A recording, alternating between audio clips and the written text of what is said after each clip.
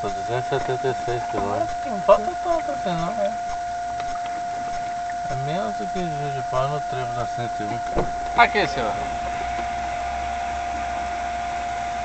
Vamos tomar um cafezinho, né? Obrigado. Obrigado. É. R$2 não dá o valor da coca. Ah, não. Por que você desligou? Ah. Então a gente dá o café.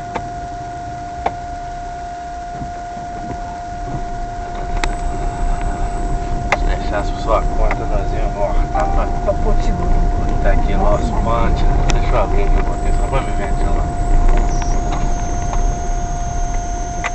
Eu não. É pra ventilar minha mão.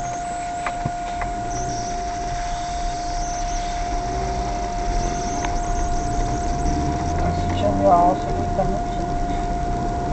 Oi? Alça, meu, tinha tá nojento. Tá. Cadê um preto? Ah, ganhou um preto de Tem? ganhou um preto de aniversário lindo, cara. Quando me deu, eu deixei lá no apartamento. Quem é a coisa? A Fernanda.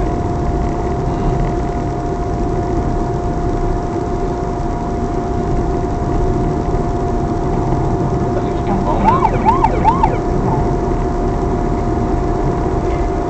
Nós lanchamos, deu R$20.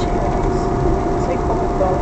Nós almoçamos com Coca-Cola. Você comeu carne até. Eu vi que você comeu bastante carne. Deu R$30. Deu R$29,50.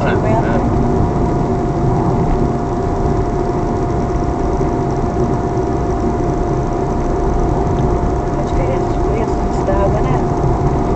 Você tomou uma coca de R$6, você comeu direitinho, você encheu o seu prato do jeito que você vai comer. Encheu de carne. O seu prato deu R$13, o meu deu 9 e pouco. Aí você não pôs quase nada.